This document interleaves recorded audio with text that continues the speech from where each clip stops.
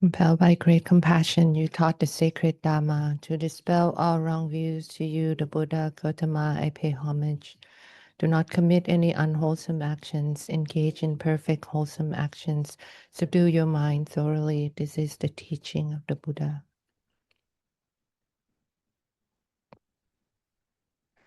Om Sahaji Bhagi Chokshing Me To Tramri Rabling Shi Ni De Gen Pa Sangye Jingdu Mikte Po Wa Yi Drogyo Nam Dak Jing La Chu Bar Ju. This ground anointed with perfume, strewn with flowers, adorned with Mount Meru, the four continents, the sun, and the moon. I imagine this as a Buddha land and offer it. May all transmigratory beings enjoy this pure land. Idam Kuru Ratna Mandala Kamnayatayami. We won't do the four measures. So yeah, so then generate a bodhicitta motivation, reviewing also what we spoke about yesterday in relation to bodhicitta. Why don't we read? I'll read those 4 verses again that this Holiness used. We can use that as a basis to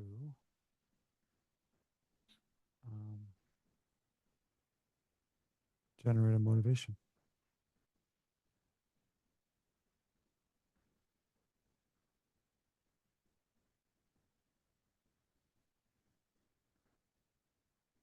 Actually, I'll read it in the way it's presented, this other text.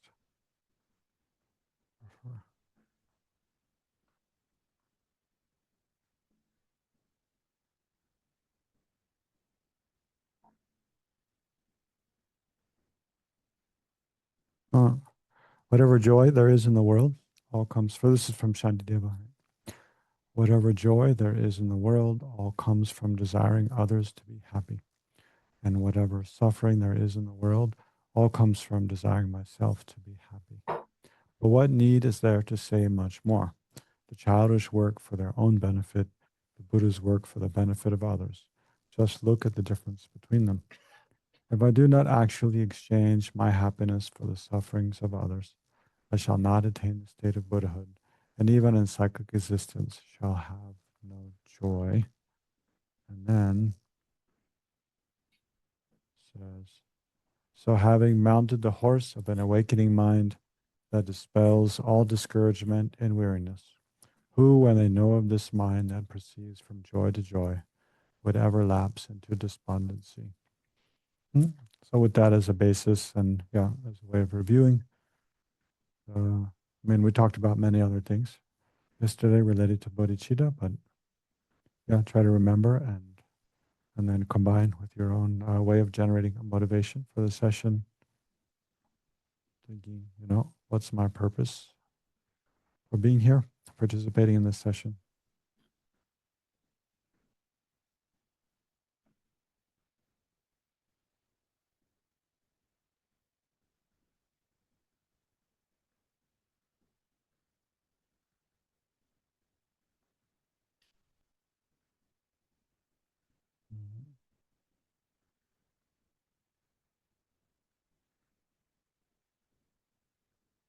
And then, if you like, you can visualize the field of refuge.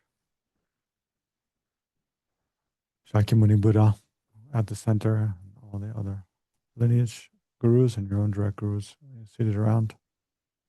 And on a low table, a Dharma text representing the Dharma jewel.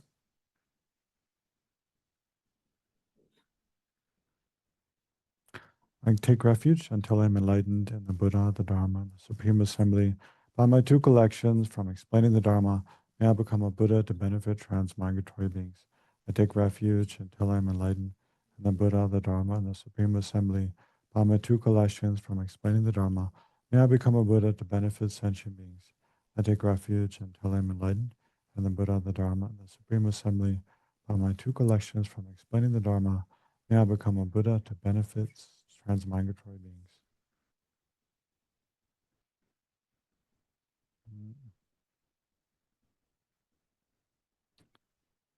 Mm. So why as also maybe to further review. So while you're reflecting on bodhicitta, then again imagine your ordinary form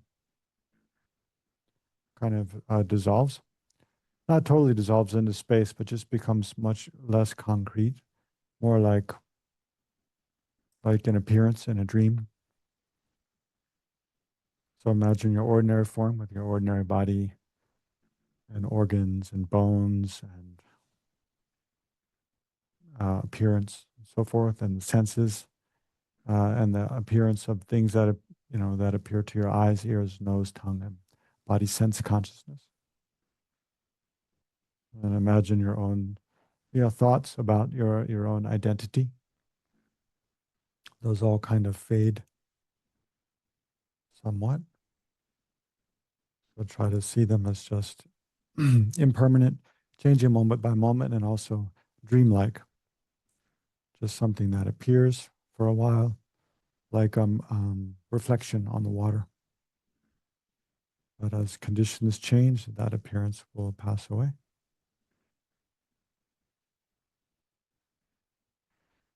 And then think of your motivation again of compassion for uh, countless sentient beings,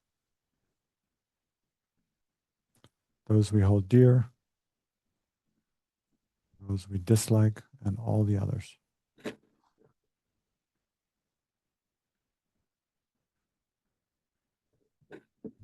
So generate compassion. Someone online needs to mute their mic with compassion for us.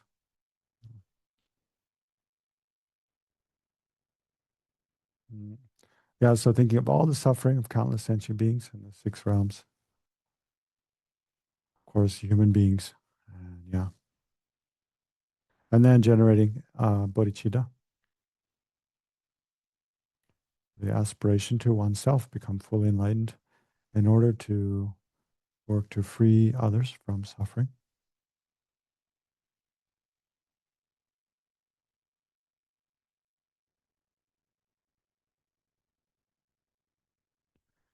And then imagine this mind of bodhicitta and compassion, and becomes a moon disk at one's heart.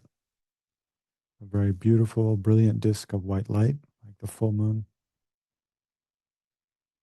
but very small, and in the center of one's heart chakra. So try to visualize that. So try to maintain this mind of compassion, bodhicitta. Visualize that mind itself takes the form of a white disk of light. A small white disk of light in one's heart is very brilliant. It's light, pervading one's entire body, and even its rays flowing out from one's body in all directions.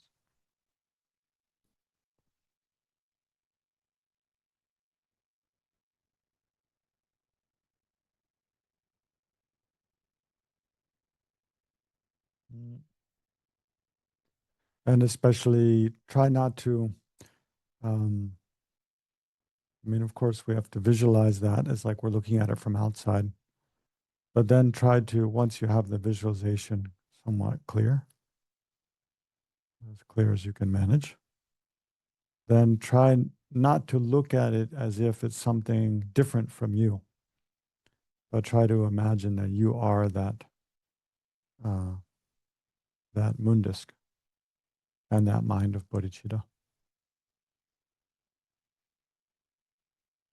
So try to merge your identity together with it.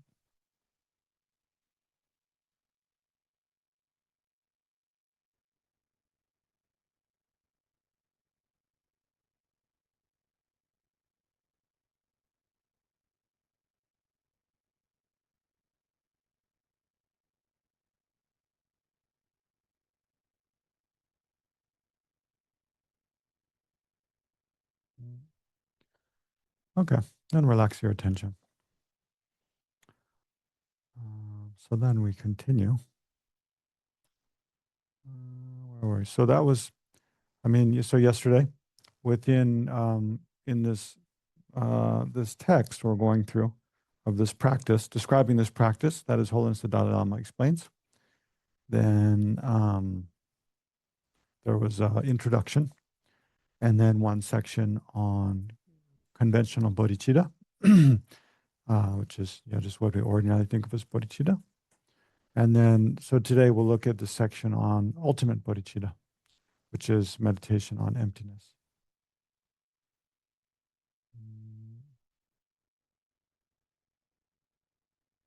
Yeah, so let's, similar to yesterday, we'll read what His Holiness says about this, and then I'll explain, and the verses he quotes.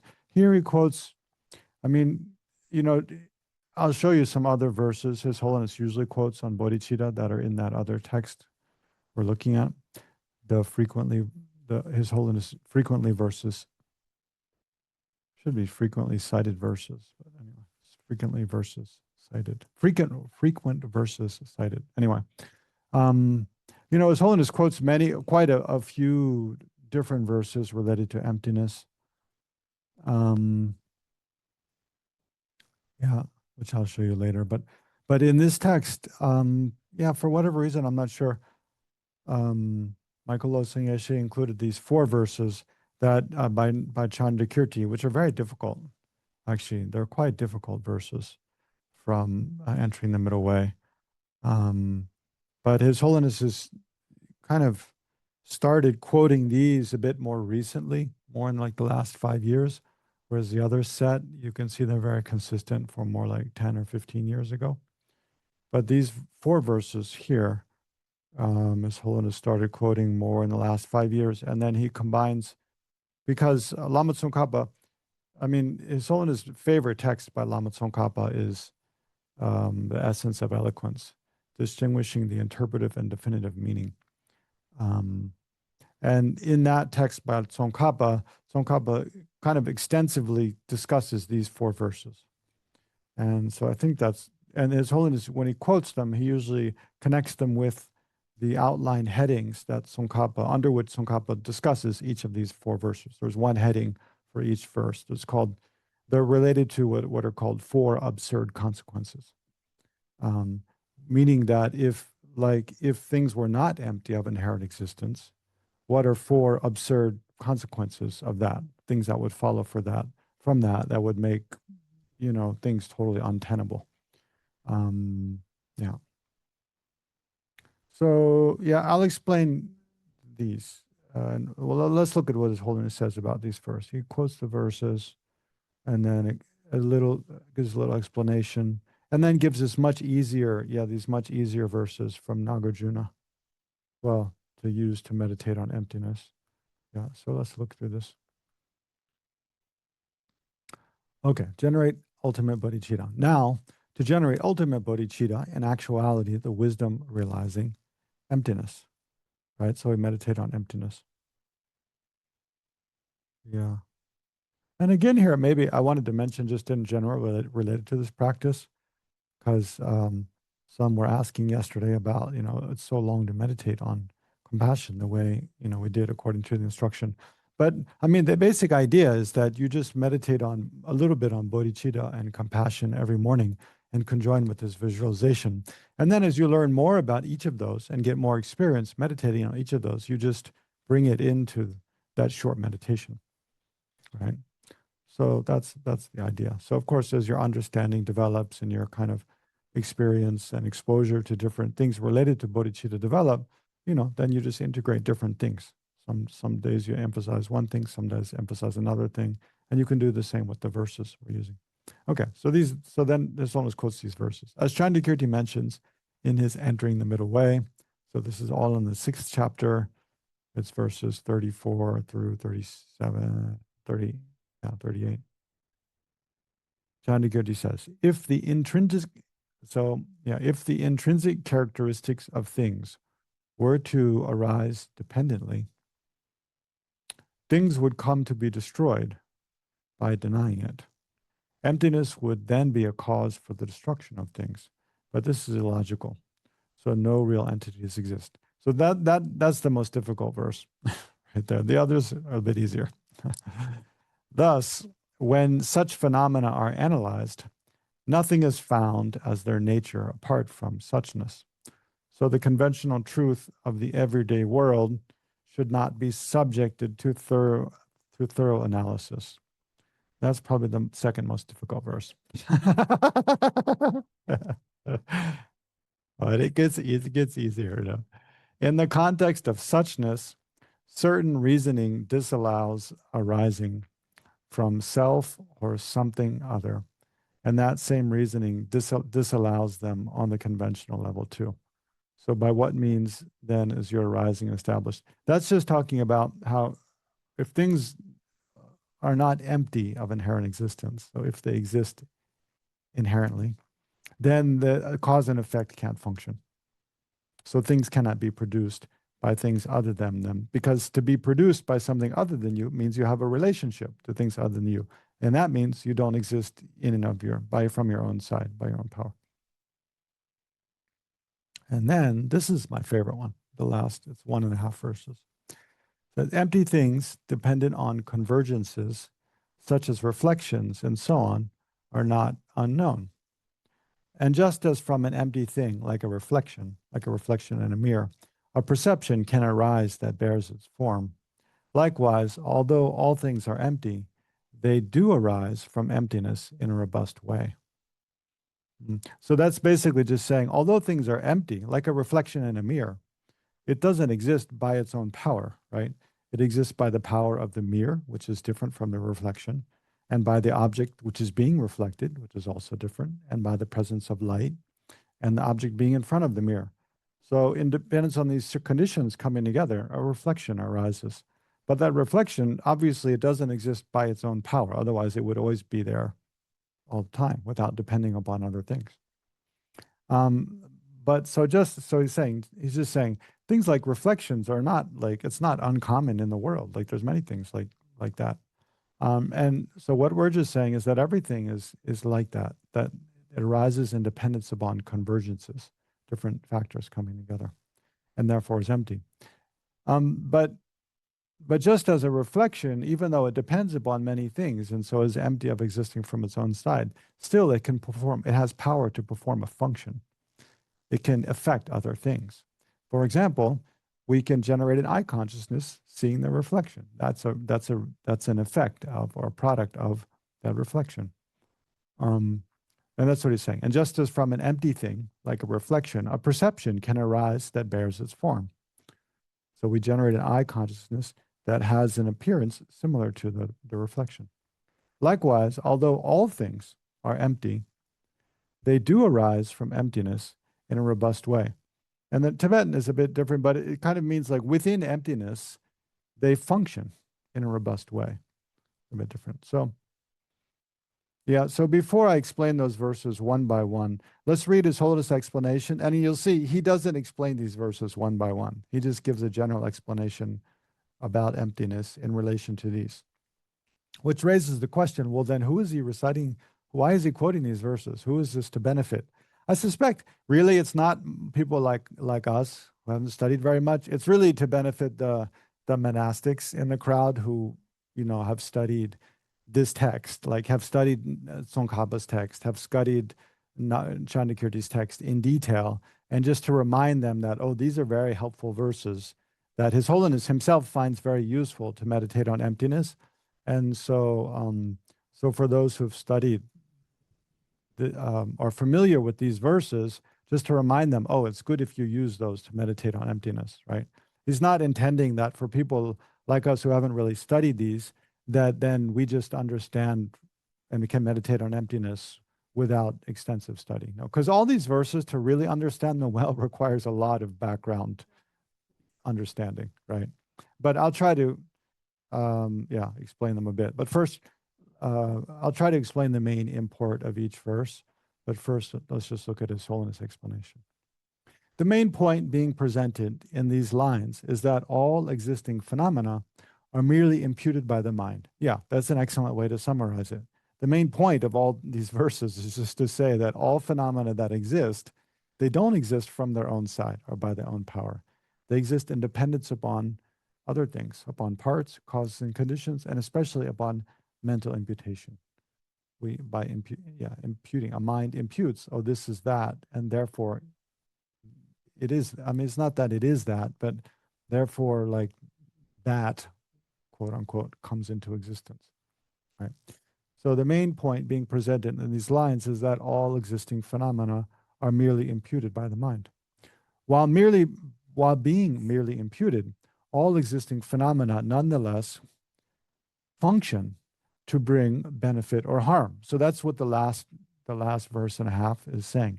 Although all phenomena exist as dependently arising things, and they exist in dependence upon imputation by the mind, still they can function. They function to bring about benefit or harm, right? When you search for any object on the basis of its imputation, you cannot find it. And that's what the second verse is mainly saying. When you search for an object, like you can't find it, you know. Anyway, I'll read and then explain. However, it isn't the case that things are totally non-existent, as they clearly bring about harm or benefit. So they produce effects, harmful effects or beneficial effects or neutral effects. If, however, things were to exist inherently from their own side, then when searched for and analyzed using the 7 modes of analysis, one should be able to find an inherently existing thing. So saying, if things existed in and of their own right, by their own power, without depending upon anything else, then when we precisely try to locate that exact thing, we should be able to locate something that alone, without depending upon anything else, is by its own nature that we're searching for. But that's not the case. We can never find something. When we search for, all we find is a collection of parts of things other than it. Just take this, this is a rose, right? I won't take the whole thing. The pink one? A camellia. Oh, nice. Camellia. Okay. So take, the camellias are facing me. Here, I'll turn them to face you. So like a camellia, like this is a camellia flower, right? But then is this petal a camellia flower? Is this other petal a camellia flower? Are any of the petals there a camellia flower? No. Is the leaf a camellia flower? No. So where's the camellia flower? It's there, but even is the whole collection of petals a camellia flower? Kind of seems like that, but if you tore all the petals apart and had them in a pile, all the petals would be there. But there's no camellia flower, right? Because it's just a pile of petals. Yeah. And so it's kind of, but then what if you arrange all the petals like they are now? They're arranged perfectly in a group and connected to each other. Then is that the camellia flower? Why not? No. But if I haven't destroyed it. No. I haven't pulling it. I'm just leaving it there, just as it is now. Like now, there's a collection of petals all connected to the stem, right? But is that collection of petals, connected in that way, is that a camellia flower? I know it does seem like that. That one's very difficult to negate. That one seems like, yeah, that seems like it's just a camellia flower. But actually, I mean, a camellia flower is one thing, right? I mean, if you have like this camellia flower is how many camellia flowers? It's just one, right? And it's just one thing. Is it two things? Or is it one thing? It's just one thing. But a collection of petals. Well, even that, like a collection of petals of like camellia petals to a stem, when it appears to your mind, it appears like a collection of things, right? But when a camellia flower appears to the mind, it appears like just one thing, right? So a camellia flower, although it has a collection of parts, it's not the collection of parts. It's different. The camellia flower is just one thing. It's just one thing. But if you search within this, you cannot find that thing that the camellia flower is. If you search within all this collection of parts, we can find all the parts, but you can't find one camellia flower. So then, but it's not that camellia flower doesn't exist. It exists. But how does it exist? It exists as something we label upon this collection of parts. Like upon this collection of parts, would we label camellia flower? No, because this is a hydrangea. This is a different kind of flower. So there has to be, but if we leave that one aside, we can label the same thing, camellia flower, we can label upon this collection of parts. Whereas this collection of parts, you cannot label upon this collection of parts, right? In that way, also camellia flower is different from this collection. Although this collection of petals connected to the stem is a camellia flower, this collection of petals connected to the stem, you cannot label up on that, right? So that way it's also different. And also like, it's because like a collection of these kind of petals with this shape and with this kind of leaf, that is the basis upon which we label camellia flower. So like, think of someone who doesn't know about the camellia flowers at all, like me. I mean, actually I know a little bit, but I didn't know, I couldn't recognize these because I'm not very familiar. But when they see this, would they see a collection of pink petals? Yes. They would, if they're familiar with petals, they would see a collection of pink petals, right? But would they see camellia flower? To their mind, camellia flower wouldn't arise because they don't have that label, right? Yeah, they would label just, oh, nice pink flower, right? And this is also a nice pink flower, right? But so the camellia flower is a label we put on that. But that doesn't mean it's just like something non-existent, right? It exists. But how does it exist? It exists as something labeled upon a collection of parts. And we exist as the same way. As a person, we can do the same analysis with regard to us as a person. We can, our body, is our body us? No, it's my body. It's the thing that belongs to me and all the parts of my body. And then all my thoughts and memories, that's all parts of me. But me, I'm the person, I'm just one thing, right? And I'm not my body, because if I was my body, then when I died, I would still be laying there getting cold and hard, right? But I'm not at that point. I'm gone, right? And if my mind was me, then nobody would be able to see me or touch me, because no one can see my mind or touch my mind. I wouldn't have any weight. I wouldn't have two arms, because my mind doesn't have two arms and two legs and so forth. So my mind also is not me. My body is not me. But yet it's not like if you put my body and mind off in a corner of the room, it's like, and you look somewhere else, you can't find something else that's me, right? There isn't anything else apart from all the parts of body and mind. So then how do I exist? It's not that I don't exist. I exist, but as something labeled upon the collection of body and mind. In the same way, camellia flower is labeled upon this collection of parts. But if you search within that collection of parts, none of the individual parts, even the whole collection altogether, even all the parts arranged in a particular way, none of that does not camellia flower, right? Although it looks like it. It very much looks like it, no? It's hard to negate that mind because it's so habitual. Things just look like they appear to us, right? So why are we talking about that?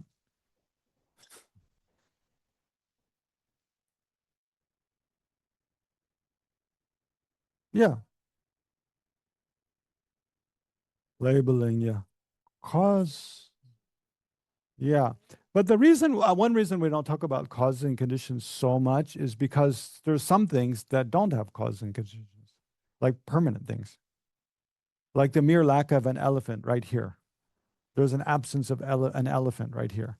That exists, but it's not changing moment by moment. It doesn't have causes and conditions. So whereas the parts and mental imputation applies to all, even permanent things. Even the mere lack of an elephant here, it has parts. And it is imputed by the mind. Yeah. But let's just finish this paragraph and then we can we'll look at each verse with the heading outline. So, because I think this is why I started talking about camellia flower. Something is here. If, however, I think this is middle verse. If, however, things were to exist inherently from their own side, then when searched for and analyzed using the 7 modes of analysis, one should be able to find an inherent existent thing. That's what I started talking about. So if something existed inherently from its own side, without depending upon anything else, when you search for it, you should be able to precisely find that thing. It's like as you zoom in, it should be clearer and clearer and clearer. But rather, as we zoom in, it becomes less and less clear, and you can't find the thing you're searching for with regard to everything. So that's why we're talking about a camellia flower. So, however, when analyzed and searched for, nothing can be found to nothing can be found to be inherently existent. Chandakirti further says in his text that if things did exist inherently, then when an Arya being is in meditative equipoise, the fault of all functional phenomena becoming totally non-existent would accrue. So that's referring to the first verse. So yeah, because yeah, that's a good way. I like His Holiness describes the meaning of that verse last, I think because it's most difficult. So I'll follow His Holiness order and describe that verse last. So let's look. So I think I'll describe the verses a bit out of order. But I want to look at the verses as they're stated over here in this other text, because the same text we're looking at yesterday. Because here it includes a bit more detail and the Tibetan and the outline, the headings, the absurd consequences. Yeah. So again, just to remind you, this is page 11. This is this text that we looked at yesterday. Scriptural quotes and prayers usually cited by His Holiness the Dalai Lama in his oral teachings with this nice photo. Yeah, compiled by some students in Dharamsala.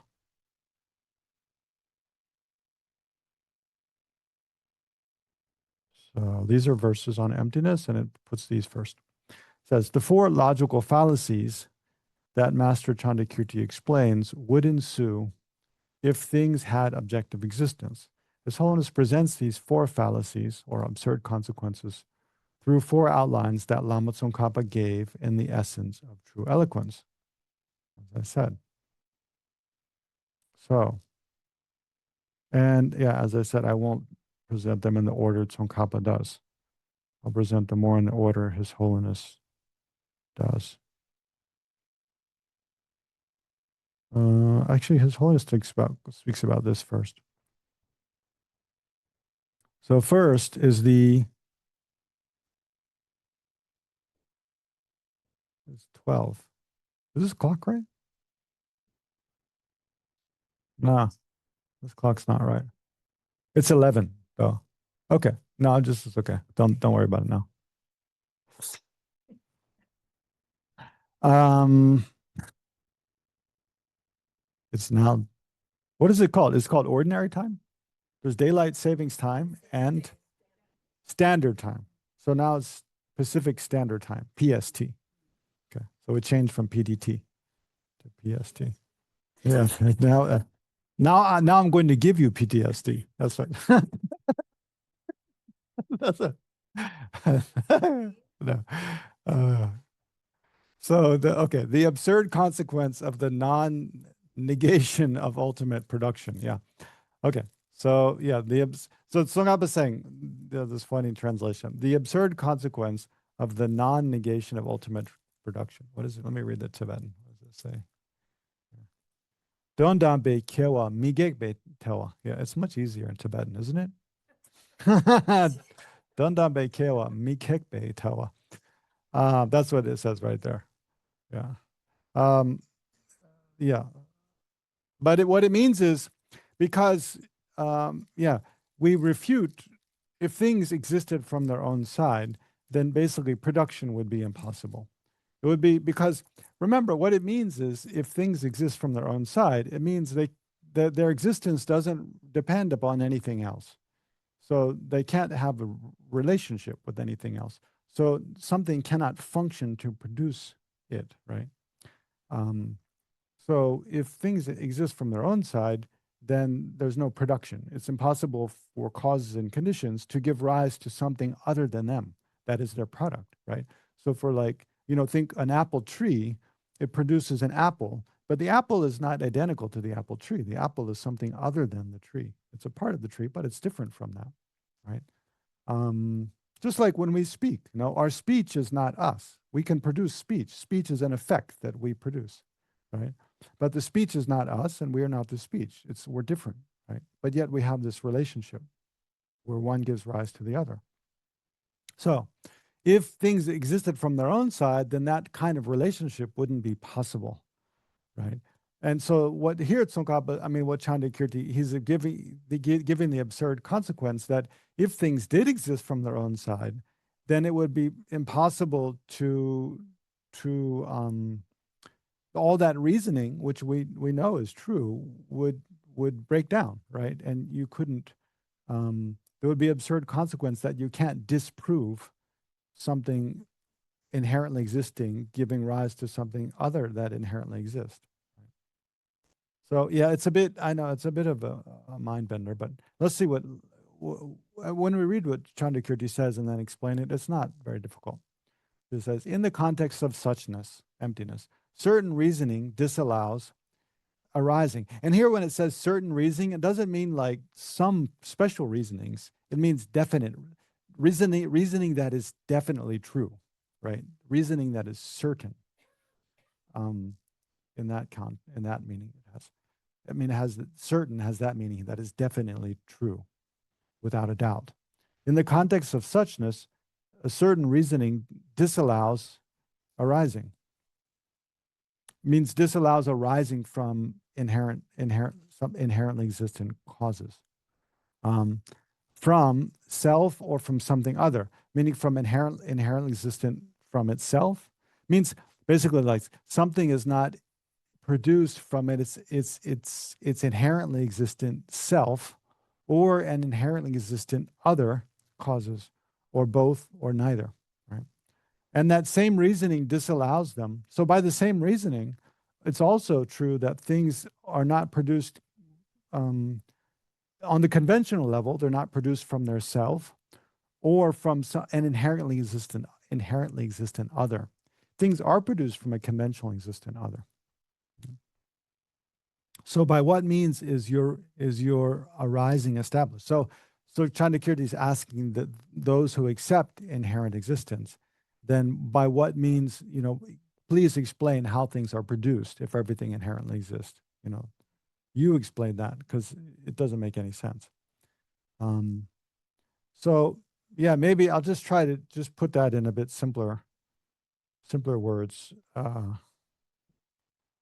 for a minute. Although, I mean, I think all the essence I've already kind of explained, but maybe why don't we just stick with the camellia flower? Since I like this flower, a good example. So the camellia flower, I mean, what produced this flower? There's a big bush in your backyard, I guess, right, Asha?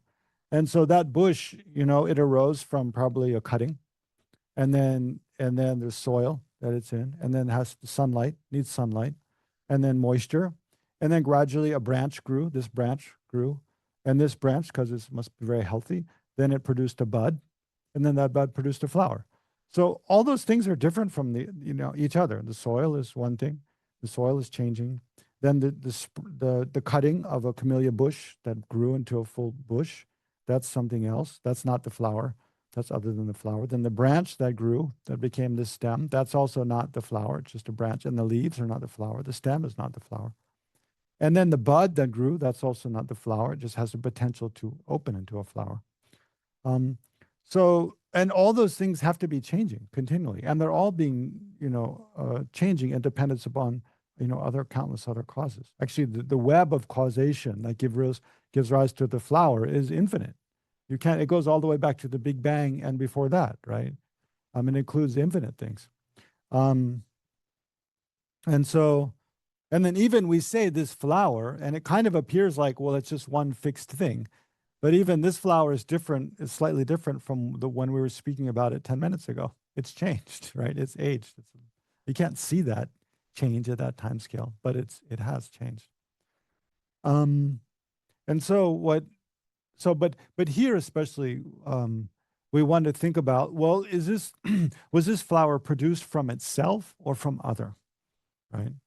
So some would say that, this flower, there's a camellia flower-ness, that the potential to be this flower just as it is was always there from the time the cutting was planted and grew into a bush. Already there was some essence that is this flower that was again a form of a potentiality that become. This is not Buddhists say this, non-Buddhists. Some non-Buddhists say this. Uh, some of the yeah other philosophical schools in ancient India they would argue, and it's kind of similar to Plato's forms, the Platonic ideal that there's like why is this a camellia flower? Because it possesses camellia flowerness, this kind of essence that any camellia flower possesses, and that's why they're all camellia flowers because they kind of possess this essence, and that essence, like it's been there since beginningless time. It's just part of the natural organization of things, right? And this is what Buddhists refute that, right? But just to give you the thinking of what Chandrakirti is refuting. So, because that would be, when we say, oh, production from self, it automatically, I mean, on the one way, it sounds ridiculous, right? What does that mean? Nothing can produce itself. Things have to be produced by something other than them.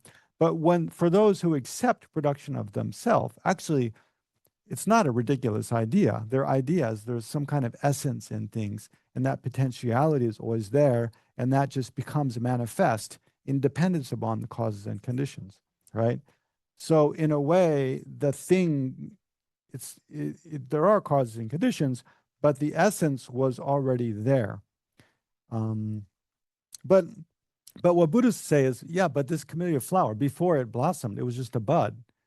That bud is not a flower. That's something different. There might have been the potentiality to become a flower. Yes, that was there, but that potentiality also is not a camellia flower. That's something different, right? That's a potentiality. A potentiality is different from the actual thing. And so the camellia flower didn't give rise to itself, because if it gave rise to itself, and this is the main reason they negated production from self, because if the camellia flower was produced by itself, it means the camellia flower has to exist before the camellia flower, and that's logically impossible, right? And that would be infinite regress. Then that camellia flower that produced this camellia flower, well, was it also produced from itself? It would have to be, since that's the way things work. And then it would mean that this camellia flower existed from beginningless time, right? Because this is totally, it's just logically absurd. So for that reason, and that's quite easy to see, things are not produced by themselves. Things have to be produced from other. And so of course, inherently existent things, they cannot be produced from an inherently existent self. But can they be produced from inherently existent other? Well, inherently existent, what do we mean is that the thing exists by its own power, from its own side.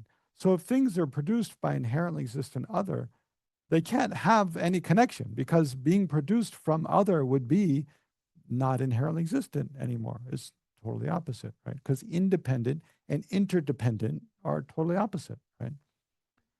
So yeah, so nothing can be produced from inherently existent other. And then can't be produced from both or neither, right? Inherently existent. Inherently existent means like things, well, I mean, there's synonyms for that, right?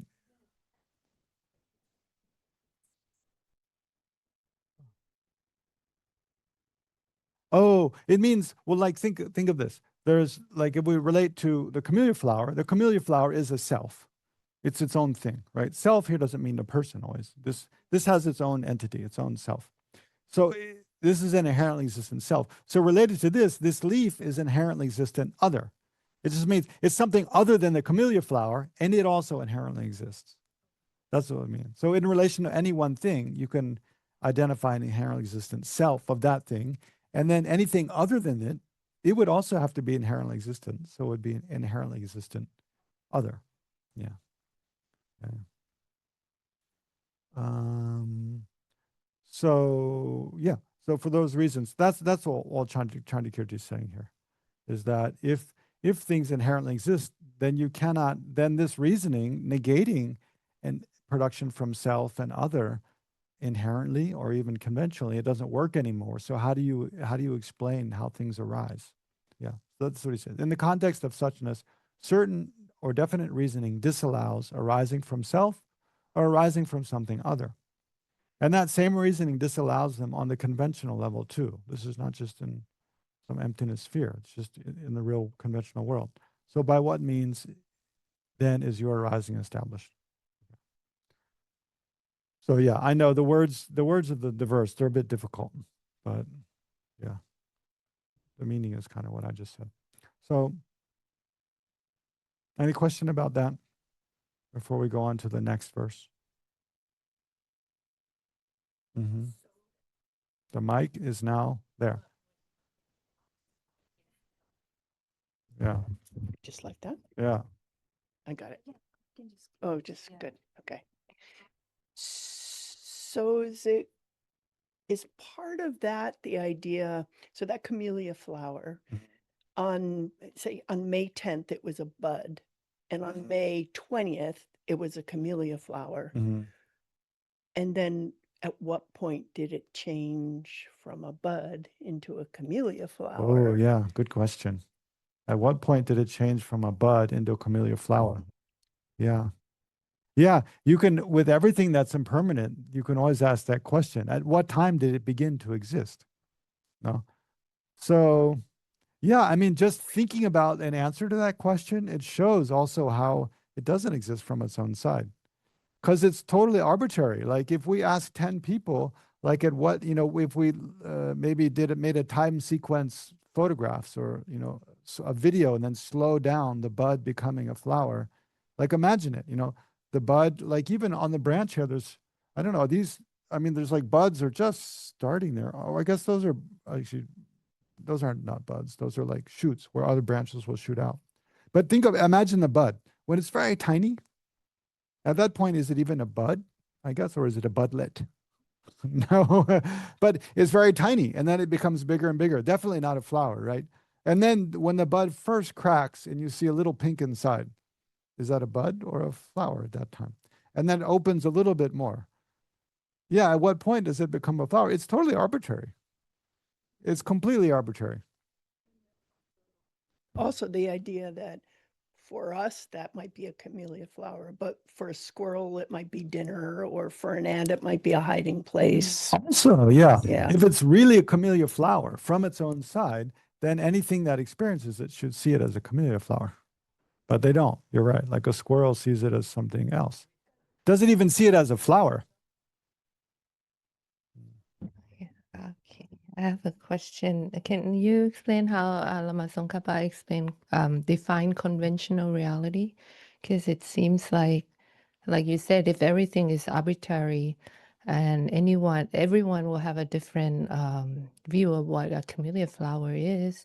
But there is some sort of agreement upon, in the society of how we define a camellia flower. Mm-hmm. But then one person can just say, no, I say that's not camellia flower. I will define camellia flower as the other one. And They then, can, yeah. right? So I guess I'm just trying to understand in this context of Lama Yeah. Tsongkhapa. So how's that? Yeah, I mean, to say, like, how does Tsongkhapa define conventional existence? There is a way, but I don't remember all the details of it. It's a bit difficult. But generally, conventional existence is everything else that exists that's not ultimate existence, right? So ultimate existence is just emptiness, right? The emptiness. And everything else is conventional truth other than emptiness. But then, yeah, but there is this big question. And it's a very difficult question. Well, how do you establish or verify conventional truth versus just fantasy and illusion, right? Because that's important. But you were saying everything is arbitrary. It's not that everything is arbitrary. So it helps to kind of think about, how to establish within conventional truth or conventional reality, what things are arbitrary and what things are not. Because there are patterns that are not arbitrary. For example, I mean, it is arbitrary that we give a particular name, camellia flower, to this kind of flower. That is completely arbitrary. That we looked at in Exploring Buddhism the other day. That when about what is it? Inference through renown. Inference through renown. Yeah, that you can basically name anything you want. So in another, in Chinese, this will have some completely different name. In, Arabic or something, Indonesian, it'll have a different name, right? And probably the way even they class flowers would be different. You can make different classifications. Like we classify independence upon one reasoning, classify camellia as part of this species of flower, but you could classify a different way. And color as well. Like I know this is very obvious in Tibetan. Like in Tibetan, I don't know. I mean, I don't know. There probably are quite subtle names for different colors, but most people don't know them. So there's a lot of blue. So like in Tibetan, this would probably be called blue. This, although we call purple, not blue, right? But the way, also I heard from like a Russian scientist presenting at one of the Mind Life conferences, like because she studies people's perception and then labeling, how they label things, and how that label has it also affects your perception. Like for example, we typically think that time, if like I don't know, maybe with your hand, if you were to show like the flow of time, how would you move your hand? You know? Yeah. So okay. You both moved your hands left to right. Like, so why do we think of time as flowing from left to right? Because that's the way we write. That's the way when we handwrite and type, things unfold on a page. But in Chinese, you write up to down. So I don't know. In China, I don't know if they would show like time moving like that or not. But in some cultures, I think Arabic maybe, they write right to left. And so they would think of, so what the scientist did is very clever, is like take pictures of an apple, a whole apple, then an apple of one bite taken out, then an apple with a few bites taken out, and just a core, and have people arrange those pictures in order. Clearly there's a time sequence being shown, right? And so people who write from left to right, they put the whole apple on the left and then the core on the right. But people who write from right to left, they arrange it the opposite way. So that's, I mean, thinking of like, I mean, that's an example of something that's arbitrary. But the flow of time is not arbitrary, for example. Time flows in one direction, like in our universe, right? That's not, or things, if we throw something up, it falls down. Like if you jump off a cliff, you fall. That's the same for us, for all the animals, for, anything. So there are other things that are not arbitrary. But basically, when you think about, well, how does Tsongkhapa establish conventional truth, is that it's not ultimate truth, and it's something that is established by a valid cognizer, right? But then the question comes, well, how do you know if a cognizer is valid or not, right? Basically, like, how do we know that we're not all dreaming and just kind of in a dream right now? Basically, because we can compare our perception with the perception of others. And do we have any reason to believe that other person's perception is similarly faulty of mine? Like, think about if you have a high fever and you're hallucinating, or you've taken drugs, or you're some medication and you're hallucinating. Like, how do you know whether you're hearing voices, whether those voices are real or they're actual? Sometimes you think you hear someone calling your name, right? Like in a crowded place, and you're maybe looking to meet someone, and you think, oh, I think I hear their name. So I think I hear someone's calling my name. But if that's true, when we look, we should see someone who's looking at us and giving their attention to us. But when we look and we don't see anyone like that, then that information leads us to believe that actually we didn't hear our name. We heard just some other sound that's similar to our name, or someone calling someone else by the same name, but not us, right? So we compare different information is one way. And then we compare information we gather and then information gathered by others. And when it fits together, then that's what we call conventional reality. When there's something that appears to our mind that doesn't fit, like if we were dreaming, we wouldn't be able to have this long of a conversation, right? Because you can't do that in a dream. And also other people, they wouldn't be similarly aware of the same thing. So therefore we can recognize, oh, this is a dream or this is a hallucination, because it doesn't fit with other aspects that it should fit with in my ordinary, and it doesn't fit with other people's perception of reality. So basically we compare our perception to other valid cognizers that we have, or other people's valid cognizers. But it is kind of circular, right? Because it is kind of it's like you're comparing all these different consciousness and then deciding, well, these are valid because these all fit together. and these are invalid because these are anomalies. That's right. If you watch Fox News, there's a whole lot of things that are true that wouldn't seem true if you watch, another news channel. And I mean, any of the same.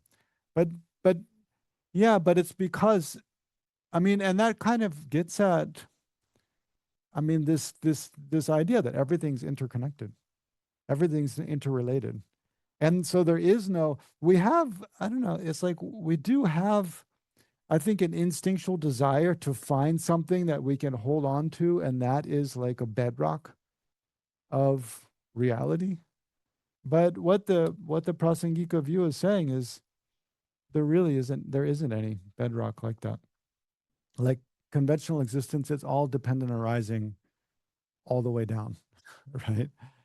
But that doesn't mean that things don't function, and that you can't distinguish between wrong consciousness and valid consciousness.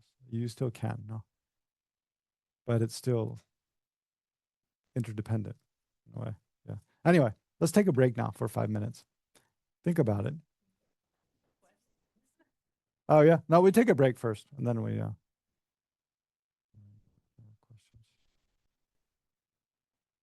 Did I already give you a chance to ask questions about that? Look, we only have 1 hour left, and we have to meditate on this whole thing together. But I have to explain these other verses a little bit, but it just won't be in detail. So let's not meditate yet. But I'm glad to see the enthusiasm. Let's look at this other verse first, and just summarize. What is this? Okay, here. No, not that one. No. Okay, this too. Yeah, this is the one I was going to look at. So this is the absurd consequence that conventional reality could withstand analysis.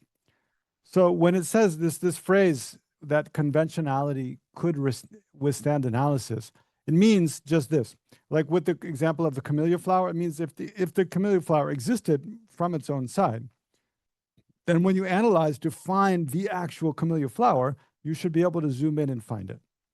But this camellia flower, it cannot withstand that kind of analysis.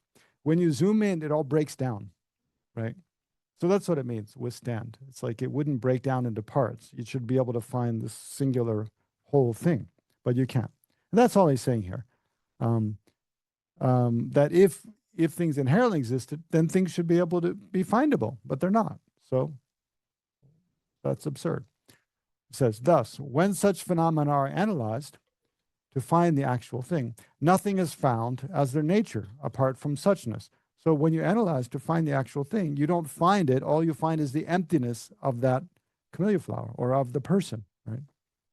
That's what you arrive at, the suchness or the emptiness of it.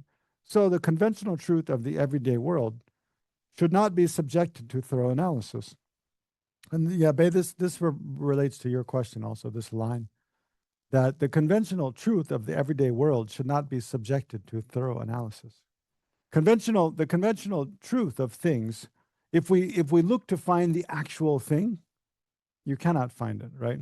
But does that mean there are no facts? No. Still, some things are factual and some things are not, right?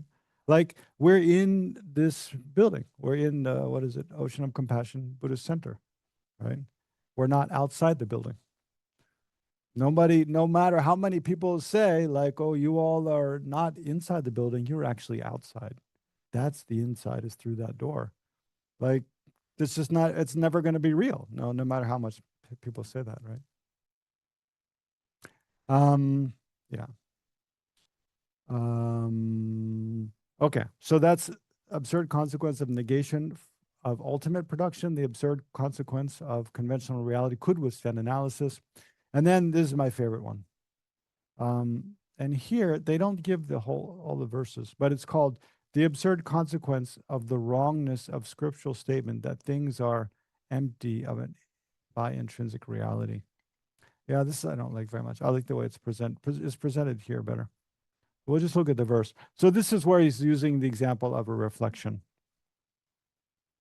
And he says, empty things dependent on convergences, such as reflections, like a reflection in a mirror, or the reflection on the surface of a lake or a water, or in a car window or something, and so on, are not unknown.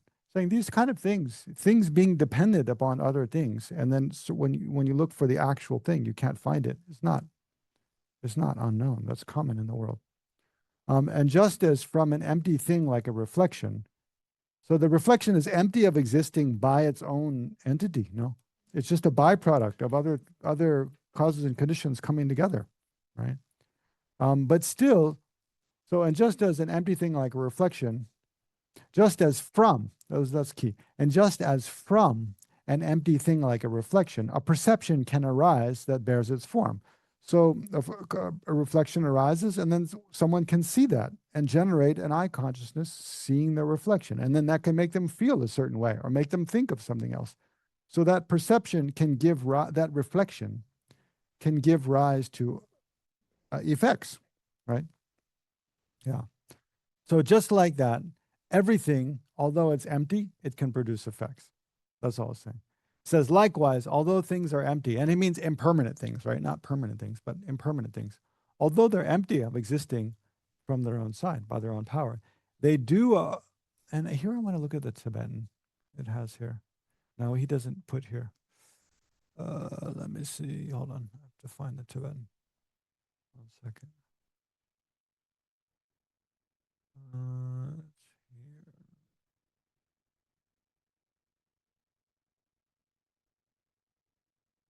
Where is it here, though? Why not? Right at the beginning. Oh, no.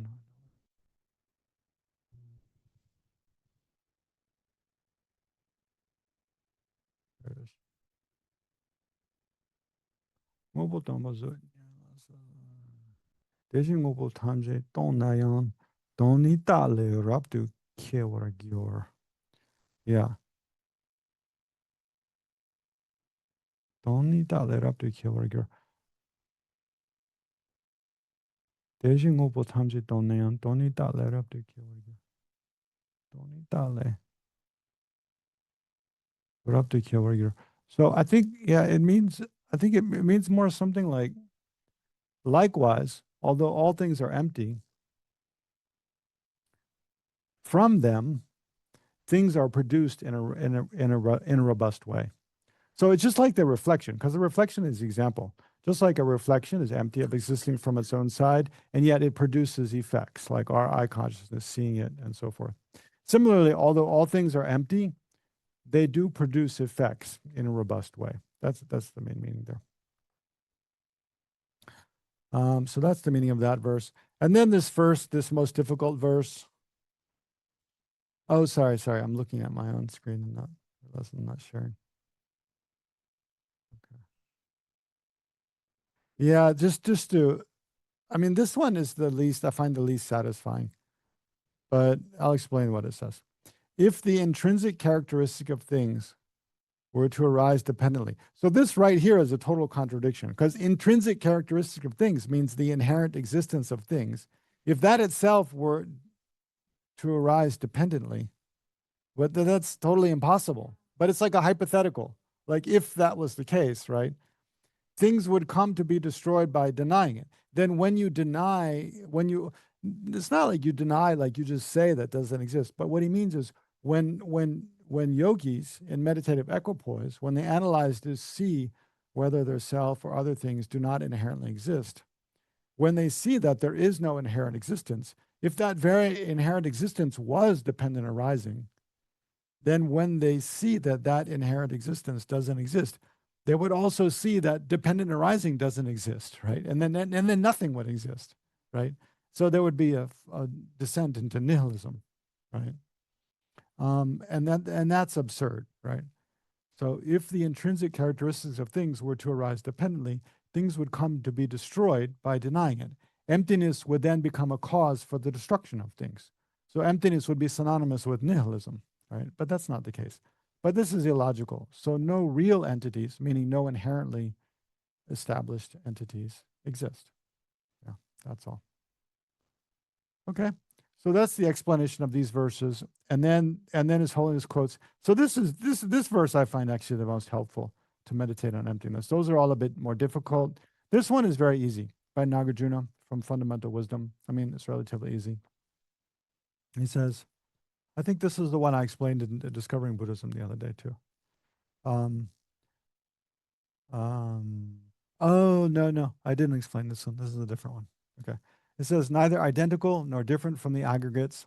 The Tathagata is not the aggregates, nor the Tathagata is not in the aggregates, nor the aggregates in him. The Tathagata does not possess the aggregates. So then, what then is the Tathagata? Tathagata means, Tathagata means one thus gone. That's an epithet of the Buddha. So this is the Buddha speaking in a sutra about himself, saying how he's empty of existing from his own side. But His Holiness always says, when I recite this verse as part of my daily practice, I replace Tathagata with I, as its meaning has more immediate and personal impact. Thus, the verse can read as, so we can alter the verse to read it as neither, and so here we do this analysis. Basically, there's this analysis where we're thinking, what am I? Am I identical with my aggregates, my body and mind, all the parts of my body and parts of my mind, my aggregates? Or am I something different from them? Or am I within the aggregates? Or are the aggregates within me somehow? And all of those are not true, right? So neither identical nor different from the aggregates. The I is not the aggregates, nor the I is not in the aggregates, nor the aggregates in me. The I does not possess the aggregates. And here you have to actually read the inherently existent I does not possess the aggregates. Because actually we do possess our aggregates. We do possess our body and our mind. No.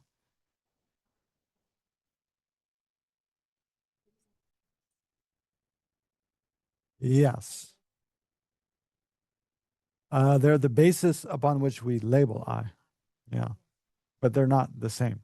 They're not. Just like this is, on this we label the camellia flower, but it's not the same as the microphone. Yeah. Is it worth it?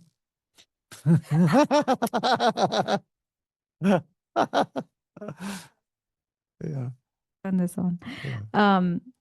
To Asha's question, she was saying the aggregates are like the five sense consciousness, as well as the various consciousness, along with, I was thinking, the body parts, the values, the roles you play. They're all aggregates. They're all a part of you, just like the petals. Definitely the body parts. The body parts all are. Definitely, you could say the roles we play, like our actions.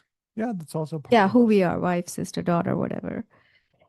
And then what about like... I mean, that one is a bit typical to say it's aggregates. Because when we say aggregates, it means like parts of us, right? So roles we play, it's a bit different. Is that a label? It's a way we're labeled, for sure. We're labeled. Yeah, it's a label upon us. Like when our parents would label, oh, my son, my daughter. Right. Our spouse would label, oh, my partner, right? Yeah. But is that part of us? It's like anyway, someone labels us doesn't become part of us. That's not really part of us. That's similar to the That's a example. bit different. That's But what's your question though? What's your my question was, I was trying to relate to who I am to the camellia example you gave. And I was trying to understand the camellia, like to a Tibetan, maybe the camellia is blue versus to us it's pink. Similarly, you're saying the roles are not necessarily aggregates. To my father, I might be his daughter. To my husband, I might be his spouse, and so on. But then, like, I'm trying to figure out, like, who is the I? Is the I all the aggregates, all the roles and labels, all the values? For example, like if I stand for compassion and whatever, is it all of that? No. And the causes and conditions that make me? No. Okay. No.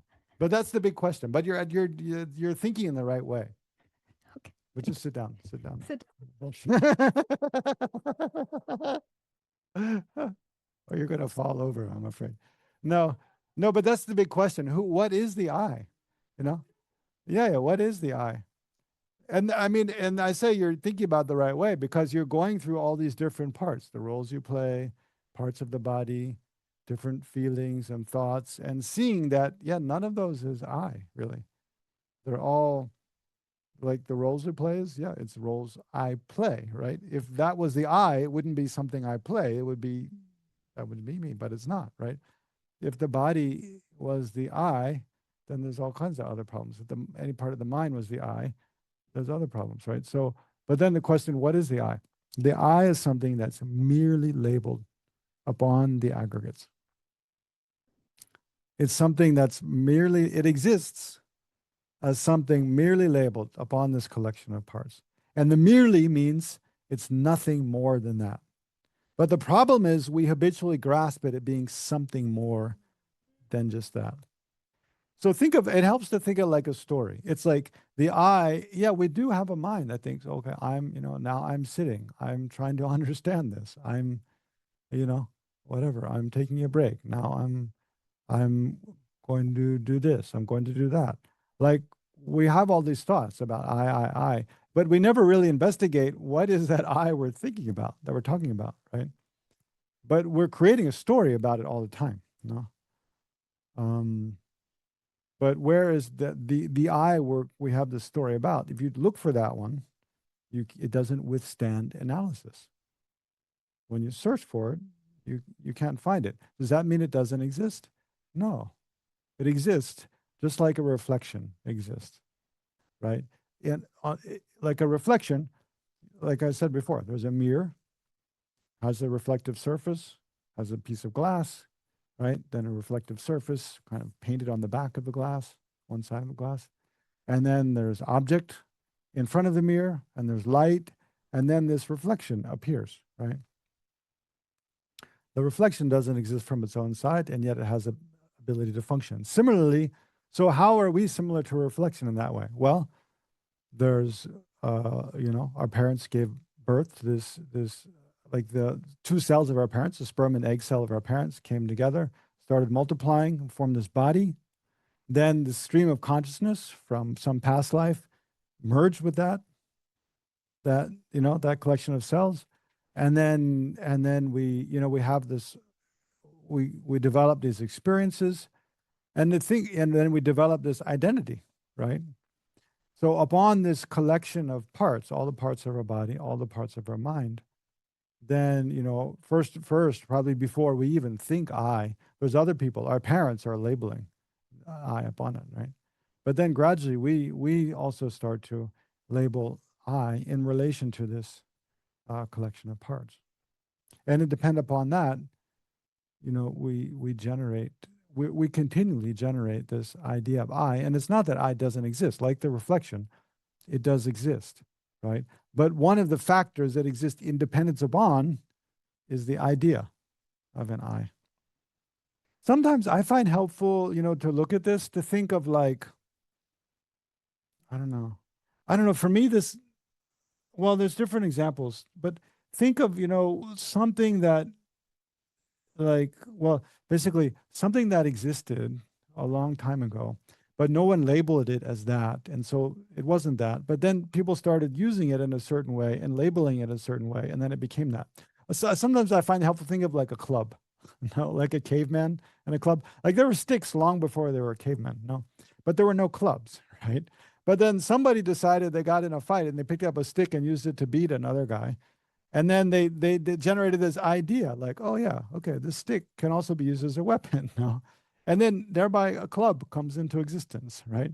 There's nothing new that exists. The stick was already there.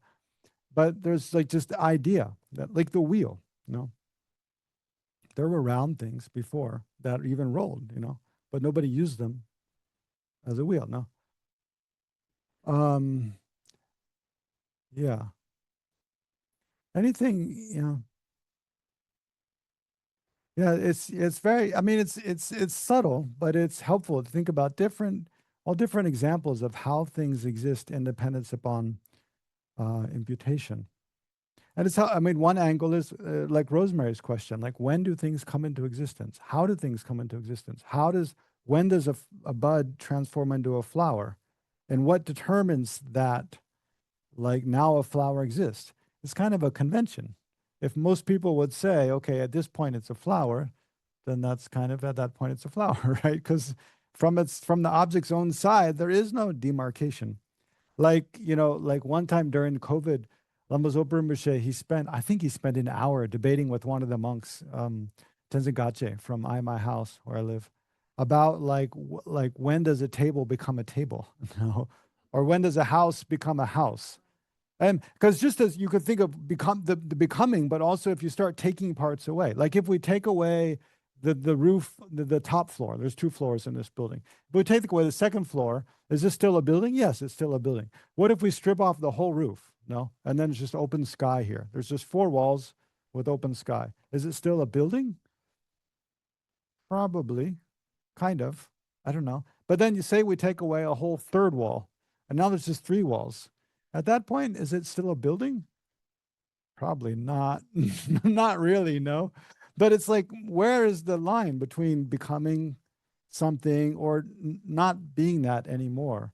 There is no hard line. It's kind of, and that's where you see like imputation, things exist independence upon, oh, I'm imputing. Independence upon imputation. Anyway, let's maybe, yeah, let's look, because we're quickly running low on time. So let's look at anyway, just this verse is very useful to do this analysis of person. I think I'll use this when we meditate on emptiness. I'll use this verse. So the way we meditated on we ask this question, what am I? Am I identical? I'm neither identical or different from the aggregates. So is that true? Am I identical with the aggregates? Well, when we think of the aggregates, means all the parts of us. When we think of all the parts of us, this collection of different parts appears. When we think about I, the appearance is very different. It's this one thing. So clearly, we're not the aggregates, and for all the reasons I mentioned in relation to the camellia, because you could have all the parts of us in still there, but not arranged in a proper way, and then it clearly wouldn't be the I.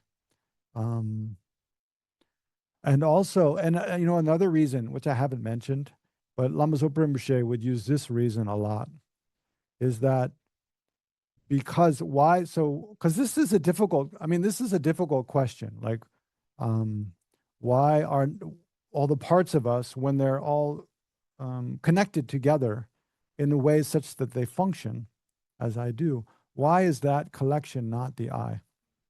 So, that's a difficult one. And one reason is because just what I mentioned, because they appear differently to the mind. When the I appears, it doesn't appear like this whole collection of things. When we think of the collection of my parts, it appears like a collection of things, right? So that's what's different. But Lama Zopa Rinpoche would use this other reasoning that because before the I can appear, the collection has to appear, right? Before the I appears, either the collection of our parts or some of those parts has to appear. And then only then do we have the thought I, right? If we don't imagine, if none of your mind, to your mind, none of the parts of you appear, right? Other things appear, like someone else's body or some other thing, or just nothing. Like, then would you think I in relation to that? No. In relation to, you see someone else's body or a picture of someone else, or you see a tree or a bush or something, the thought I doesn't arise in the mind in relation to those things. Only when we turn our mind towards ourselves, we think about parts of ourselves, our feelings, how we physically feel, how we mentally feel, our thoughts, part of our body, our memories, then the thought I arises in relation to these aggregates. But first, an aggregate has to arise. And then only then an I that arises. So therefore, they're different. Because if the aggregates were the I, then there'd be no space between part of the aggregates arising and then the I arising. The I would immediately arise. independent of anything else, right? You would just be able to see I, no, but you can't. No, it's not there. So that's another reason that the aggregates, this whole collection of the parts of our aggregates, even arranged in a correct way, is not the I, because we have to have that basis. That basis has to be there before the thought I arises. It's the thing in relation to which we label I. And it's a very powerful reasoning. Yeah. So that's why this first one, that all relates to this first thing, neither identical to. So the I is not identical to the aggregates. Then it's not inherently different from the aggregates. The I is different from the aggregates, right? Because the I possesses the aggregates. The aggregates are what is possessed by the I. But it's not inherently different. If it's inherently different, would mean there's no connection between the two. And so it would mean completely independent of any of the parts of our body and mind, you should be able to find something that is the I, but you can't.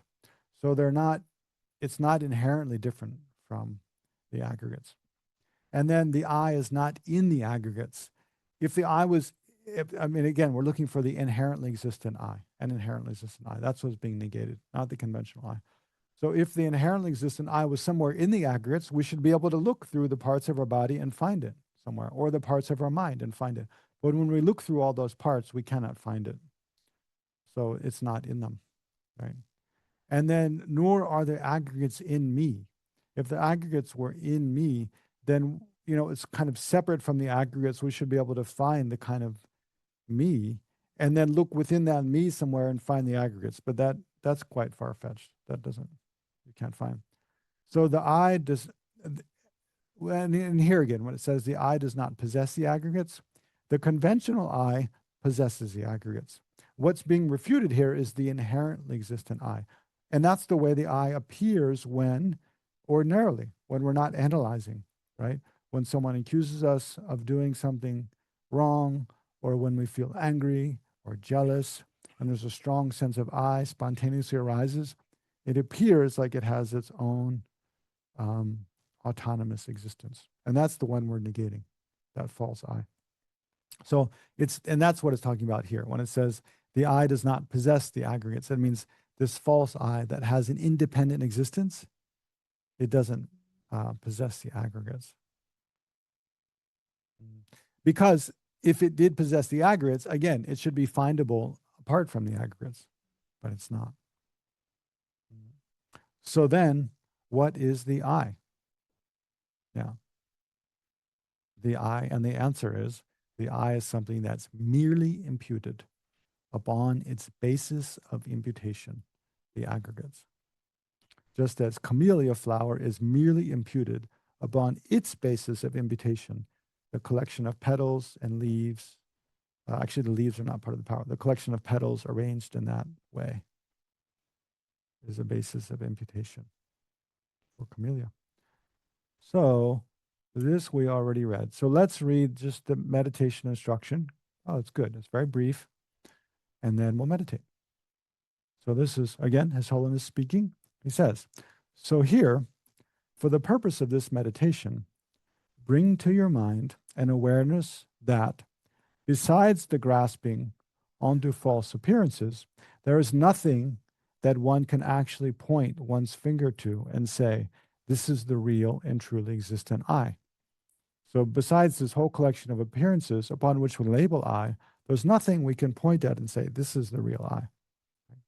Generate a conviction that all existing phenomena, besides being labeled by conceptual mind, so in addition to being labeled by the mind, do not exist in the slightest from their own side.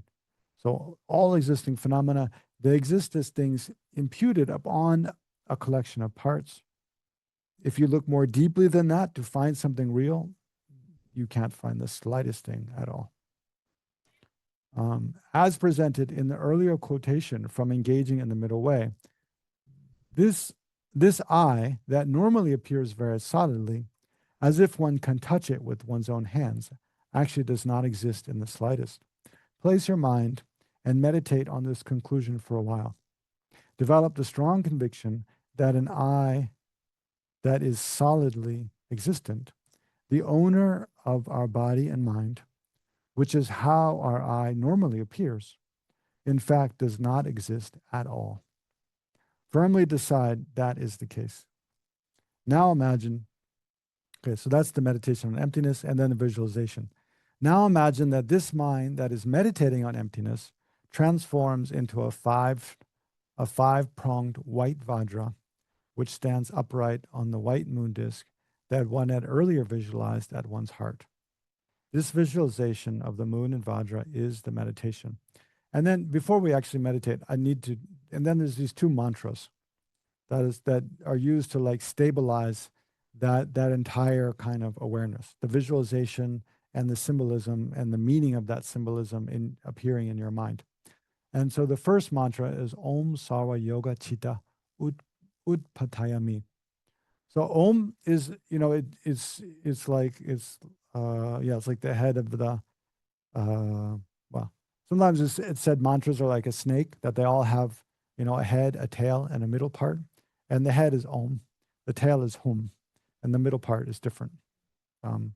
So Om is, again, the syllable it invokes the blessing of the enlightened body, speech, and mind of all Buddhas. Sarva means, I think Sarva means the nature.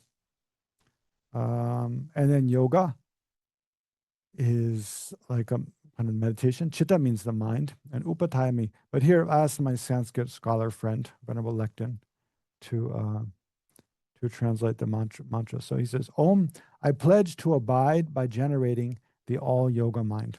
So that utpatayami means I pledge to abide by, I guess, the all yoga mind. So it's actually sarva means all, sarva means all. So sarva yoga chitta is the all yoga mind. And the yoga mind here means the mind engaging in the yoga of meditating on bodhicitta and emptiness, right? Compassion and emptiness. And then upatayami means I pledge to abide by that. It means to maintain that, right? That's that mantra. And then the other mantra, Om Sura, this one I'm not so familiar with. Om Surate Samayastam Ho Siddhya Vajra Yata Sukham. So I'll just read what Legtsok translated it. Om, you are the one with the pledge of supreme happiness. Ho, having accomplished the bliss and vajra in this way. So yeah, it's an expression of joy, that you are the one with the pledge of supreme happiness. Samaya means pledge.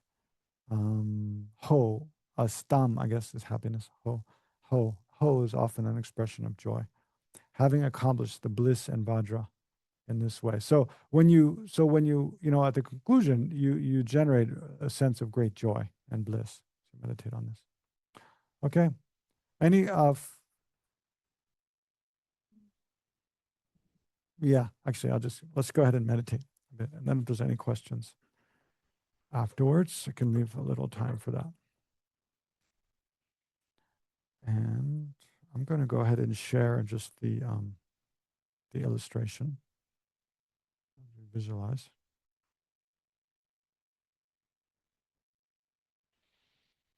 Yeah, so just kind of clear your mind a bit. Take a few deep breaths.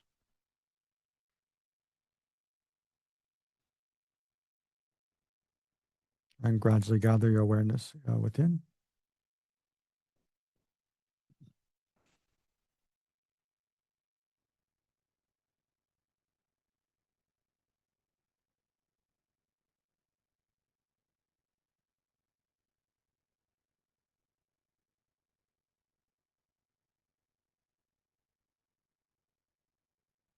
And focus on your mind, the conventional nature of your mind, that which is clear and knowing.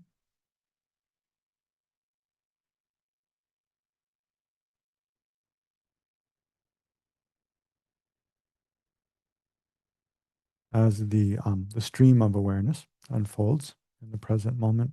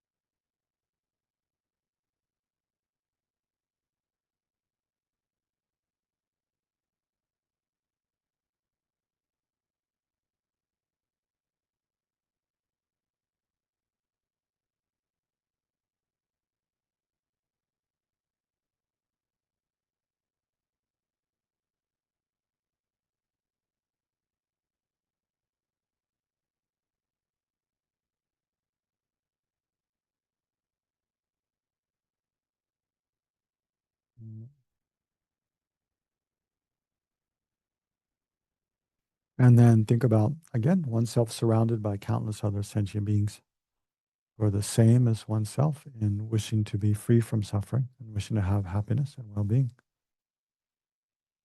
And remembering their kindness to you, generate, and how they suffer and create causes of future suffering. Then again, briefly generate compassion for them and the wish to become enlightened in order to help them.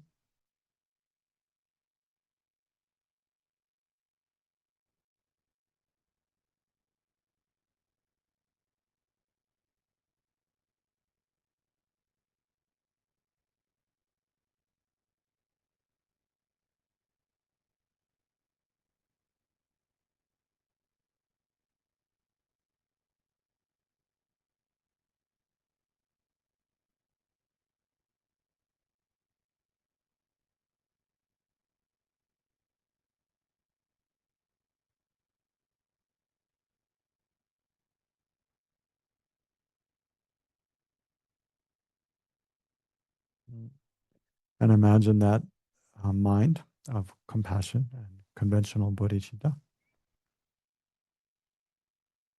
It transforms into the having the visual appearance of a white moon disk at your heart.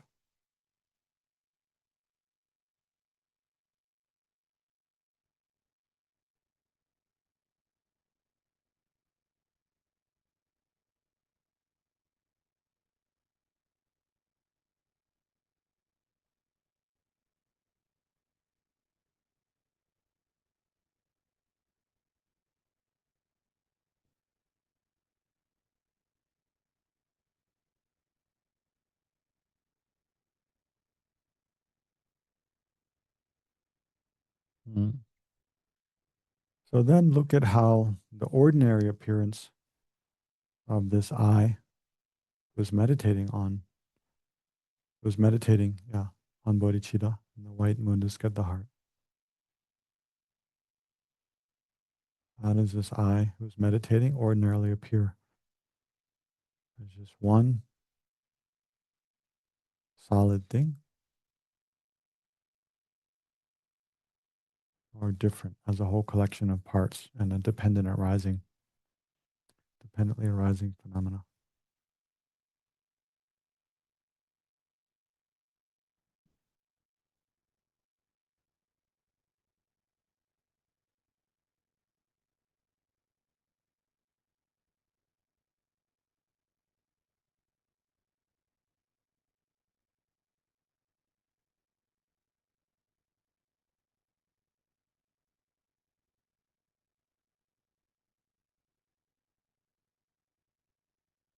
Mm.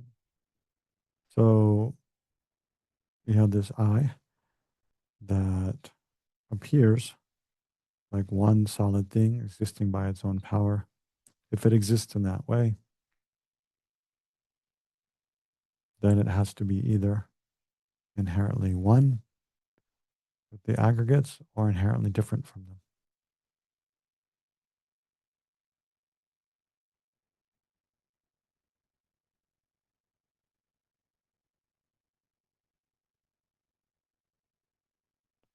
So we can ask, is that I inherently one with the aggregates?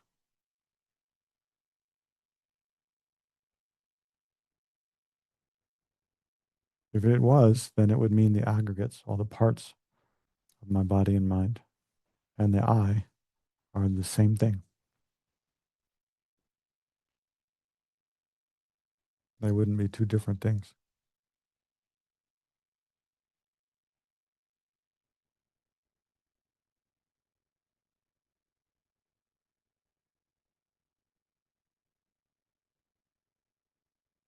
Also, it couldn't be that the I is the possessor of the aggregates, because they would be the same thing. But the aggregates are things that belong to me, belong to the I.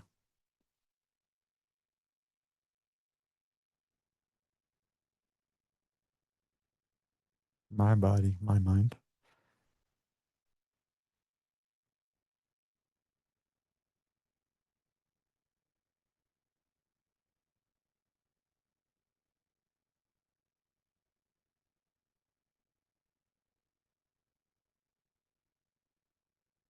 Also, when the if the inherently existent I was the aggregates, then when the I appears, all the collection of parts should appear.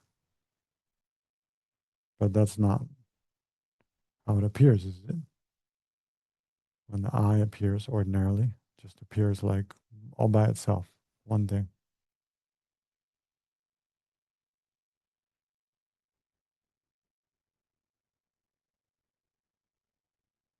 It doesn't appear like it is the aggregates, right? So check that.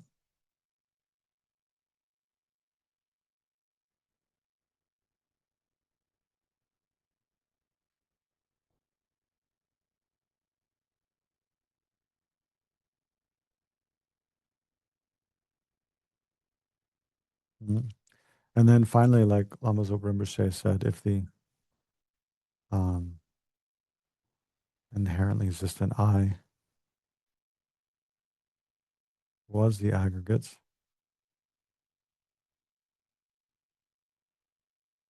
then it wouldn't be the case that the aggregates could appear first, and then we label I upon that. But in actuality, that's what always happens. When we think I first, either part of our body, part of our mind appears. Like when we think I'm meditating, first we observe, the body sitting, the mind focusing a certain way, and then we label I. So that also shows the I is not the aggregates, because the aggregates appear first, and then we label.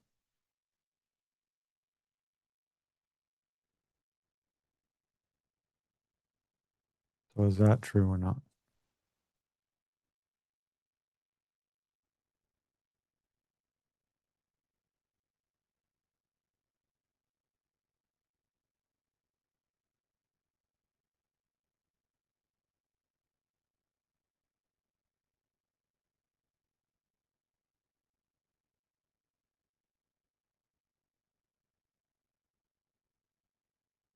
Mm. So for these different reasons, then the I is not the aggregates.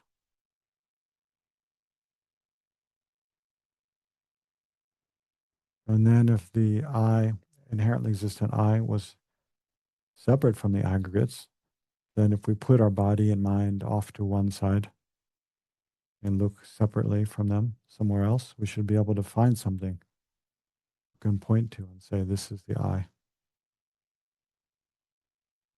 But we absolutely cannot do that. So check if this is true also. If you put your body and mind off to one side and look separate from the aggregates, other from the aggregates, is there something you can find that is the I?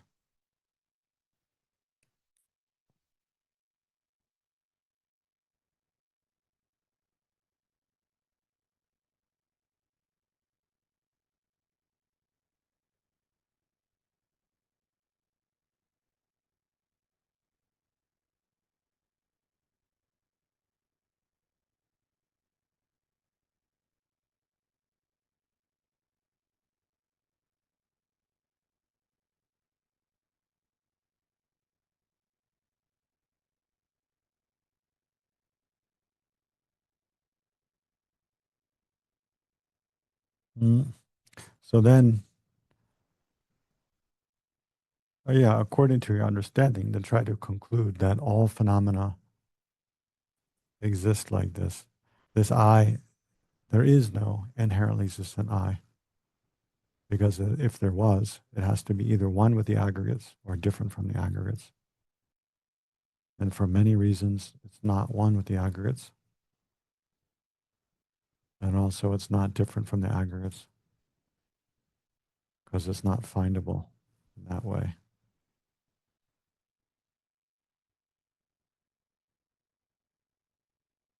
Therefore, it must be it just doesn't exist. The I absolutely does not exist from its own side or inherently.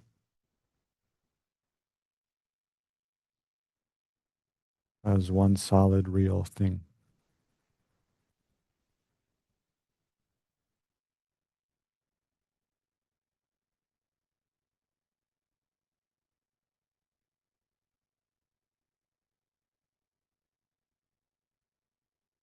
And yet, like a reflection, it exists in dependence upon parts and causes and conditions and labeling, mental labeling, and it functions.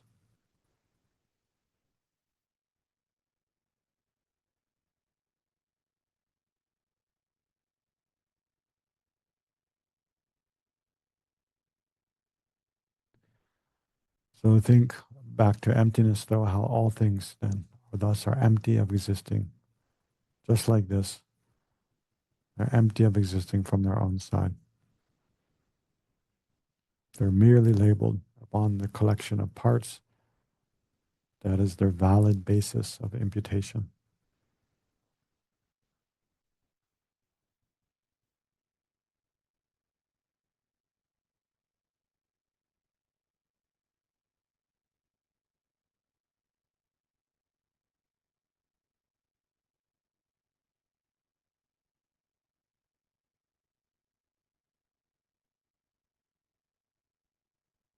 And then imagine this mind realizing emptiness or understanding emptiness to whatever degree you have. Then it takes the shape of a white five-pronged vajra, standing upright on the mundus at your heart.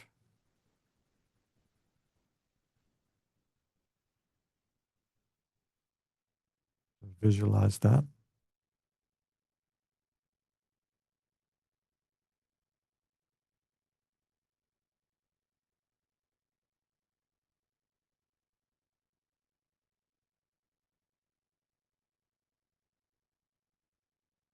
And then try to vividly imagine that I am this perfect union of compassion and bodhicitta together with the wisdom, understanding, emptiness.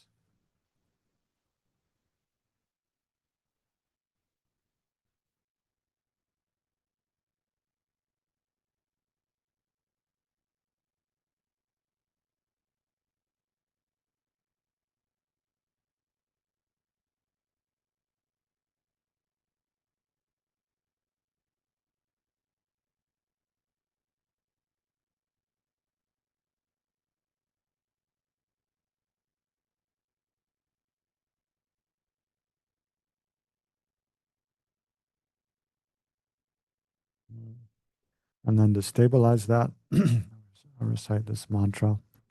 You can recite along if you like. Om Sawa Yoga Chitta Utpatayami. Om Sawa Yoga Chitta Utpatayami.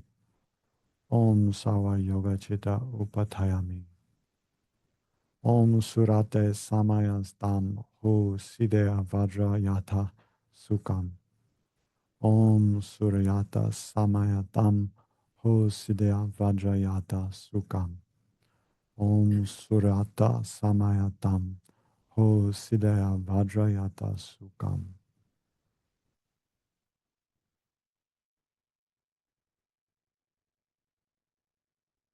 And feel great bliss. Try to feel great joy that you're stabilizing your mind as this union of compassion and wisdom, realizing emptiness.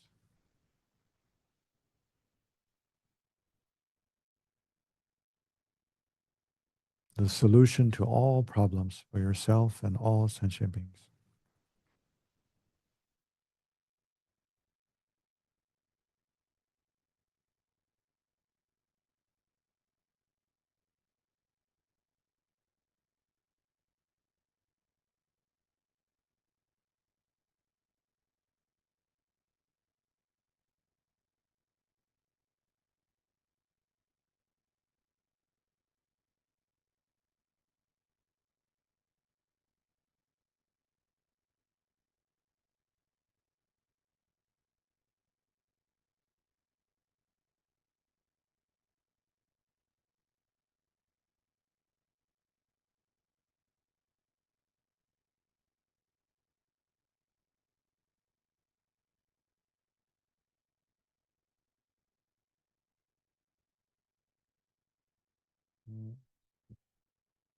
And then gradually relax your attention and conclude your meditation.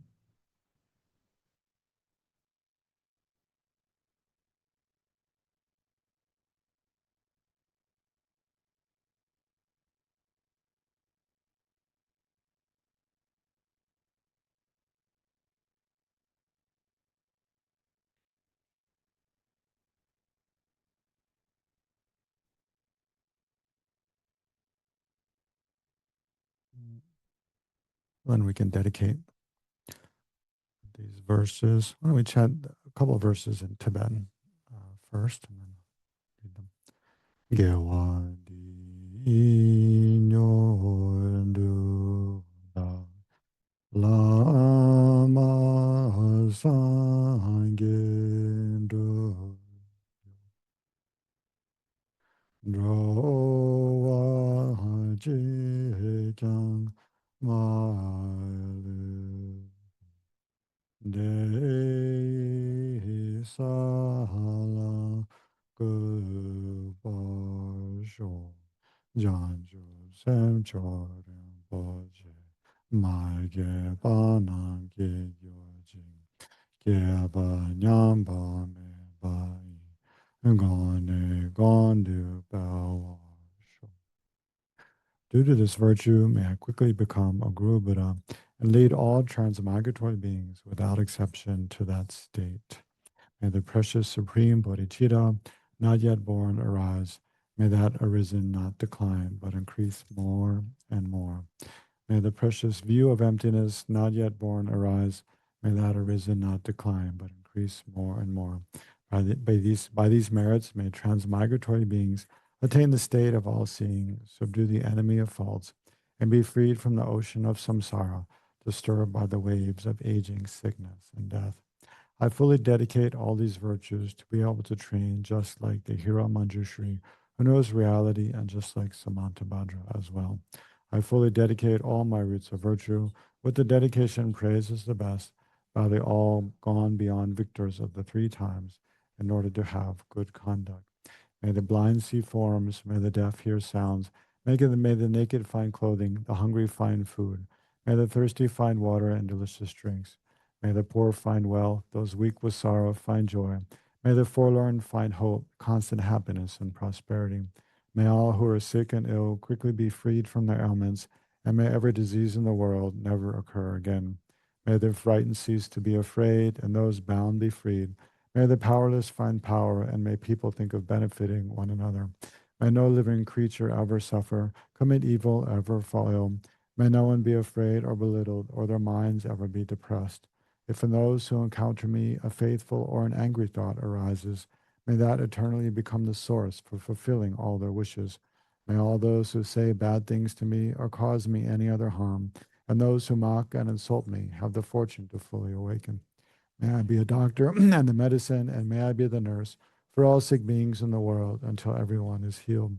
May a rain of food and drink descend to clear away the pain of thirst and hunger. And during the eon of famine, may I myself change into food and drink. May I become an inexhaustible treasure for those who are poor and destitute. May I turn into all things they could need, and may these be placed close beside them. May I be a protector for those without one, a guide for all travelers on the way. May I be a bridge, a boat, and a ship for all who wish to cross the ocean. May I be an island for those who seek one, and a lamp for those desiring light. May I be a bed for all who wish to rest, and a servant for all who want a servant. And until they pass away from pain, may I also be the source of life for all the realms of varied beings that reach into the ends of space. Just like space and the great elements such as earth, may I always support the life of all the boundless creatures. For as long as space remains, and for as long as sentient beings remain, until then may I too remain to dispel the miseries of the world. The wish-granting, wish-fulfilling jewel, source of every single benefit and happiness in this world, the incomparably kind, supreme Tenzin Gyatso, may you have a long life and all your holy wishes be spontaneously fulfilled. Savior of the land of snow teachings and transmigratory beings, who extensively clarifies the path that unifies emptiness and compassion. Lotus holder Tenzin Gyatso, I beseech, may all your holy wishes be spontaneously fulfilled. And then for the unmistaken reincarnation of Kyabje Lama Zopa Rinpoche, to swiftly or a period that whatever time is most beneficial, and show the aspect of once again studying and meditating and practicing and guiding sentient beings and working tirelessly to welfare the Buddhist teachings and sentient beings, just as before. And especially for this center, Ocean of Compassion Buddhist Center, to be free of every obstacle and have every supportive condition, especially a new premises that's even can and enable the activities of the center to flourish even more than now, and plenty of volunteers and sponsors, supporters, and students, and so many activities of the center expand. And also, it's important to remember the center is a charitable organization, so the center exists solely in dependence upon the generous contributions from those who see the activities of the center as beneficial. And so donations to support the center are greatly appreciated. Then bring to mind any other prayers or dedications you'd like to make.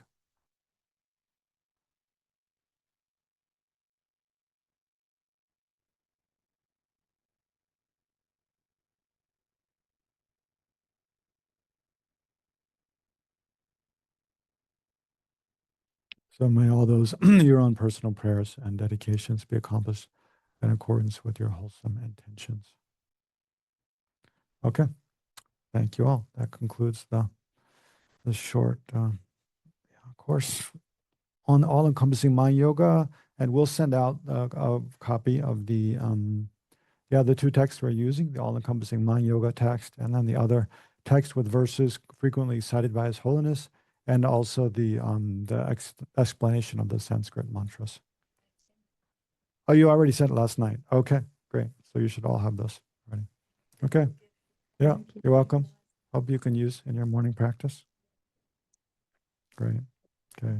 Bye-bye.